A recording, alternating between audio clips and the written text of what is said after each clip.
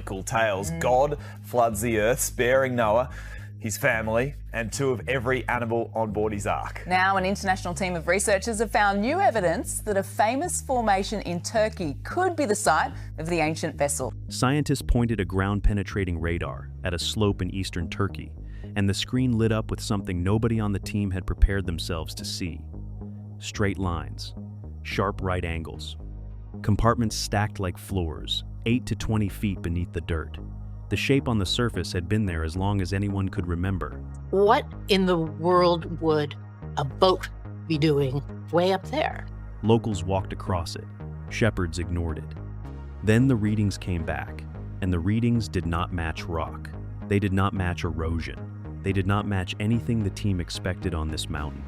And what came next has not stopped unfolding. The impossible shape. For thousands of years, the story of Noah's Ark sat in a strange middle space. Some treated it as sacred history. Others dismissed it as moral fable. Almost no one expected the debate to end with data. Yet that is exactly what is unfolding right now in eastern Turkey. An international team has been quietly investigating a long, oval ridge known as the Durupinar site. From the air, the shape is unmistakable. Not roughly oval, not approximately ship-like.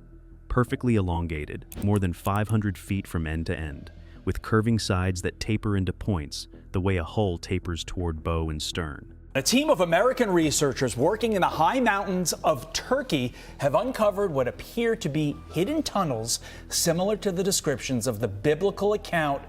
The proportions are uncomfortably close to the measurements written into the ancient text of Genesis.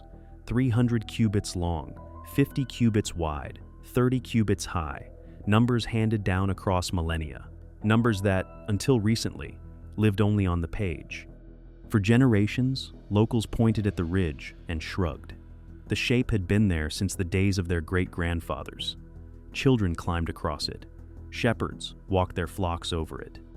Nobody could explain why a slope of dry, harsh, volcanic ground would carry the silhouette of a ship. The answer was always the same. It had always been there, older than memory, older than the village. Now scientists have turned modern instruments on the formation. And the readings are not the readings of ordinary stone. The Forgotten Ridge. The site sits in the foothills of Mount Tendurek, part of the same rugged range that holds the more famous Mount Ararat. The ground here is harsh and jagged, scarred by ancient lava flows. It is the kind of place where things stay buried, far from any city, far from prying eyes. The sort of land where a secret could rest for thousands of years before anyone bothered to look closely. And this is where things get interesting. Aerial photographs drew attention to the strangeness. From above, the ridge looked like a ship that had been pressed into the earth and slowly fossilized. The photos circulated quietly, passed between researchers, dismissed by most academics, kept alive by a small handful who could not let the image go. Local stories backed up what the photos suggested. Strange objects turned up after heavy rains. Pieces of unusual wood appeared on slopes far above the tree line. Iron-colored streaks where iron had no business being. Shepherds stumbled across timber-like shapes that crumbled to the touch. For most of the 20th century, that was where the story stopped. Curious, but not enough. A shape, but not proof. Investigators came, took rough measurements, shrugged, and went home. The ridge fell quiet. The locals kept telling their stories, and the world moved on. Then technology caught up. What the scans found. The book of Genesis says Noah landed here, in the mountains of Ararat. So, could this really be Noah's Ark? The current research team did not arrive with shovels or rope. They arrived with ground-penetrating radar, three-dimensional subsurface imaging, and equipment designed to read rock layers the way a doctor reads a body scan. They expected chaos under the surface. Broken stone, random fissures, Mother Nature scribbling without a plan. That is not what came back on their screens. The scan showed long, straight lines, 8 to 20 feet underground, running in parallel, sharp right angles, layered sections stacked on top of each other like floors. Symmetrical compartments arranged in patterns erosion does not create. Nature, on its wildest day, does not draw straight lines for hundreds of feet at perfect intervals. Nature does not lay floors. Nature does not divide space into rooms. Think about that for a second. Lines, angles, floors, compartments, 8 to 20 feet underground. In a slope locals have walked for centuries. The internal measurements were even more unsettling. They lined up almost too closely with the dimensions Genesis assigns to the ark. Not identical, not down to the inch, but close enough to make the researchers go quiet. Close enough that the team began running the numbers a second time, then a third, then a fourth, looking for an error that would not appear. Then came the soil. When the team analyzed dirt from inside the formation and compared it with dirt from just outside the ridge, the two samples looked like they came from different places. The soil within the outline carried far more organic material, the kind of trace residue left behind when once living matter slowly breaks down across millennia. Mineral levels were unusual. The balance of potassium, iron, and trace elements did not match the surrounding ground. Even the plants growing directly above the formation looked subtly different from those a few yards away, as if the ground beneath them remembered something the surface had forgotten. The earth was holding the memory of something that had once been there. A single odd reading would be a coincidence. Two would be curiosity. The team was now working through 5, 6, 7 separate lines of evidence, each one pointing in the same uncomfortable direction. Geology alone could not tie them together. Erosion alone could not explain them. The soil, the shape, the symmetry, the chemistry, the depth, the dimensions, the local history, each one a thread. All of them braiding into the same rope. The anchor stones. Researchers in Turkey now claim they found indisputable evidence that the story of Noah's Ark was not a cautionary tale about the consequences of forsaking God, but a verifiable historical event. Around the site, scattered across nearby fields and villages, stand a handful of massive stone slabs. Each one is several times taller than a person. Each one has a hole carved cleanly through the upper portion of the stone. They look, to anyone who has ever spent time near boats, exactly like anchor stones. The kind heavy enough to steady an enormous vessel against violent currents. The kind that would only make sense if a ship of impossible size had once needed steadying in this exact valley. Locals have no clear story about who carved them, only that the stones, like the ridge itself, have always been there. Families nearby have passed down accounts for generations. Tales of strange objects unearthed after storms. Pieces of petrified wood found at altitudes where wood has no business surviving. Patterns that nobody could explain and nobody could quite forget. Crosses had been etched into some of the stones in later centuries by Christian travelers who believed they were standing in the presence of something sacred. None of these clues, on their own, prove anything. A strange shape in a hillside, old stones in a field, stories from grandparents. Each one is easy to dismiss alone. A geologist could explain the ridge, an archaeologist could explain the stones, a historian could explain the legends. Each specialist could send the question back to the next, but the clues kept piling up. And then the team made a decision that nobody outside their inner circle saw coming. They were going to drill. They were going to lower a camera into the dark space beneath the ridge. And what came back on the screen would shut down the room. Quick beat before we go any further. Before we get into what the cameras actually saw inside the formation, do me a favor. Hit that subscribe button and turn on notifications. We are tracking this investigation as new findings come out, and you will not want to miss what comes next. Now back to the mountain. Into the dark. Once the radar and soil work hit their limits, the team made a careful decision. They would drill, narrow, controlled openings into the underground chambers the scans had picked up. Then, they would lower specialized cameras designed to slip through tight gaps and look around in places no human had ever seen. What the cameras captured changed the conversation. Inside the shadowed spaces beneath the ridge lay something the researchers struggled to describe. Repeating structural patterns, sharp-edged cavities, clear divisions that suggested compartments or rooms, spaces that looked, for all the world, like they had been deliberately designed. The first frames came back grainy and dim. The second pass came back clearer. By the third, nobody in the room was talking. But here is where it gets strange. The team in Turkey was not the first to insist this exact ridge held the answer. Decades earlier, One man had already stood on this ground and announced to anyone who would listen that the ark was beneath his feet. Most of the world laughed at him. Some of the world worshipped him. And the modern researchers are now walking the same paths he walked, scanning the same ridges he climbed, and arriving at conclusions that look, year by year, harder to dismiss. To understand what is happening on the mountain right now, you have to understand the man who got here first. The Tennessee nurse. His name was Ron Wyatt. He was a nurse from Tennessee. By every academic measure, he was nobody. No degree in archaeology, no university backing, no formal training in the field he was about to disrupt. And here is where it gets strange. Wyatt's obsession began with a single photograph in Life magazine, a boat-shaped outline in eastern Turkey. Most people glanced at it and turned the page. Wyatt stared at it and felt something shift. For the next 22 years, that photograph would pull him back to the Durupinar site again and again, across deserts and oceans, with a determination that supporters called heroic and skeptics called delusional. He flew, he drove, he climbed, he came back, year after year, until the slope knew him by name.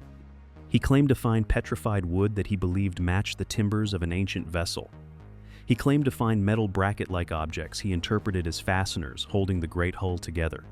He pointed at strange rib-like ridges, tracing the outline of what he believed was a buried hull. He pointed at the towering anchor stones in the surrounding fields. He believed deeply that the ark was real and that he was standing on top of it. Professional archaeologists pushed back hard. The shape, they argued, was a natural rock formation, sculpted by erosion and shifting fault lines over thousands of years. Wyatt's methods were criticized as undisciplined.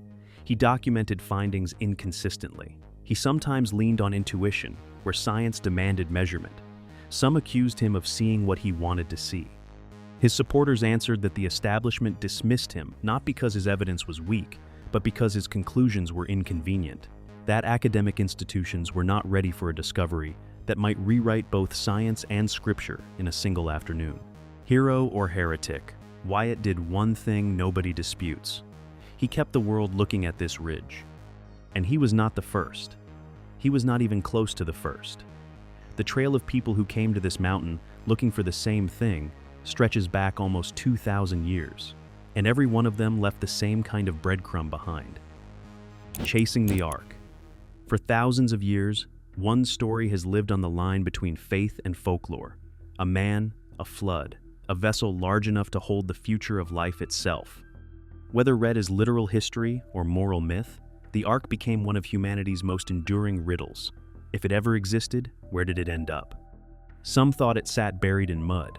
Some thought it lay locked inside a glacier. Some thought it had simply rotted into nothing across the centuries, leaving only the story behind to carry the memory forward. The earliest written claims came from antiquity itself. In the 1st century, the Jewish historian Flavius Josephus wrote with confidence that fragments of the ark rested in Armenia, in a mountain range later identified with Ararat. Early Christian commentators agreed. Medieval scholars agreed. Islamic geographers agreed. The mountain became the answer, almost by reflex, repeated by chronicler after chronicler until the connection felt like fact rather than tradition. And here is where it gets stranger. Flood stories kept showing up in cultures that had no contact with each other. Mesopotamia, India, Central America, remote Pacific islands. Roughly 200 separate traditions, all describing the same thing. A great flood, a chosen survivor, a vessel. The pattern was so consistent that researchers began wondering whether the world's oldest story was carrying a memory rather than inventing one. The Babylonian tablets uncovered in the British Museum's collections described a similar event in similar detail, with measurements precise enough that a replica of the vessel was eventually built and successfully floated. Ancient peoples were not just telling flood stories, they were engineering them. Medieval travelers reported wooden beams high in the mountains, glimpsed during summers when the snow pulled back. World War I pilots flying over the region described enormous structures emerging from melting ice. Their reports were never confirmed and never quite dismissed. The Cold War added another layer when rumors spread that American satellites had photographed a ship-shaped object on Ararat. Some tabloids claimed the CIA had proof and was sitting on it, Movies, magazines, and church groups speculated wildly. When the images were eventually analyzed, the mystery softened. Shadows and ice can play convincing tricks from orbit. Mountains, especially this one, are masters of illusion. Then, in 1959, something different happened. A Turkish army captain named İlhan Durupanar, on a routine aerial mapping flight, looked down through his cockpit window and saw a smooth, elongated shape on a slope far below the icy summit of Ararat. He banked the plane for a second pass, then a third. He marked the location on his chart and circled it twice. The photograph he took spread around the world. The site took his name, and the search shifted from the peak to this lower, stranger ridge. Investigators came in the 1960s. They ruled it geological. The site went quiet. Wyatt arrived in the 1970s and pulled the world's attention back. New claims followed in the decades after. Wooden rooms supposedly found inside Ararat's ice cap. Photos of beams in frozen caverns. Most were eventually shown to be staged or misread. The pattern repeated for decades. A claim, a wave of excitement, a quiet retraction, a return to silence. The idea began to settle that if the Ark had ever existed, it was likely beyond reach. Decayed, lost, gone. Another beautiful story that the modern world had aged out of believing. And then the radar came back with lines. Why this is different? Think about that for a second. Every previous generation of Ark hunters had something to point at. A photograph, a wooden beam, an eyewitness account, a satellite shadow. Every one of them eventually fell apart under closer inspection. The current Durupanar investigation stands apart from everything that came before it for one simple reason. This time, the story is not built on dramatic eyewitnesses or blurry photographs. This time, it is built on data. Radar scans showing straight lines and repeating patterns 8 to 20 feet underground, shapes that do not match normal erosion. Soil samples from inside the outline, carrying organic traces, mineral imbalances, and chemical signatures the surrounding Earth does not share.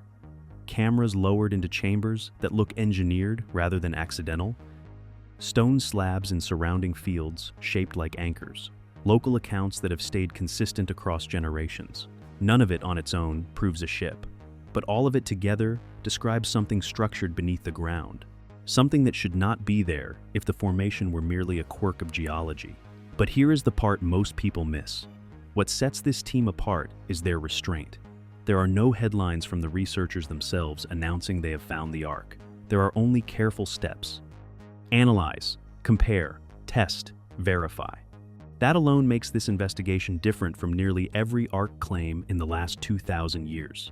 Every previous expedition leaned forward, eager to declare. This one leans back, eager to confirm. The Turkish government has taken notice. The site was eventually designated a protected national park, not because anyone confirmed it was Noah's Ark, but because it carried enormous cultural and historical importance, no matter what it turned out to be. Tourists started arriving. Researchers filed applications. The ridge nobody had taken seriously suddenly had a wait list. For most of human history, the search for Noah's Ark has been driven by faith, fueled by imagination, and tangled in legend. The Durupanar work represents something new, a search guided by instruments rather than dreams. A quiet, patient process willing to follow the evidence wherever it leads, even if the answer is no. That kind of restraint is rare. It is also, finally, the right kind. What comes next? Think about this. The team has not declared victory. They may never. The formation may yet turn out to be one of nature's stranger accidents, a geological coincidence that happened to line up just well enough to fool radar, soil chemistry, and centuries of human storytelling all at once. But the readings are consistent. The soil chemistry is documented. The structures the cameras found in the dark are on tape. And whatever lies beneath that long oval ridge in eastern Turkey is no longer behaving like ordinary ground. Think about what the two possible answers actually mean. If this is the Ark, it would mean a story carried by 200 cultures across thousands of years was anchored in something physical all along. It would mean the flood was not a metaphor, but a memory. It would mean the line between scripture and history just shifted in a way nobody alive today has ever seen it shift before. If it is not the Ark, the question only gets harder. it would still mean someone, at some point, built something massive and structured into a slope of harsh volcanic earth, and then disappeared so completely that even the locals forgot who they were. A lost civilization, an unknown vessel, a new mystery sitting exactly where the old one used to be. Either answer is enormous. Either answer rewrites something. And here is the part nobody is talking about yet. While the team continues working on the mountain, another group of researchers has turned in the opposite direction entirely, downward, into the sea, where a very different kind of evidence has begun to surface, and where the story of the flood may take its strangest turn yet. If this investigation grabbed you, drop a comment below telling me what you think is buried under that ridge. Real ship, ancient ruin, or one of nature's biggest coincidences. I read every comment. And while you are at it, hit subscribe so you don't miss the next part of this investigation when it drops. Until then, keep looking up and keep looking down.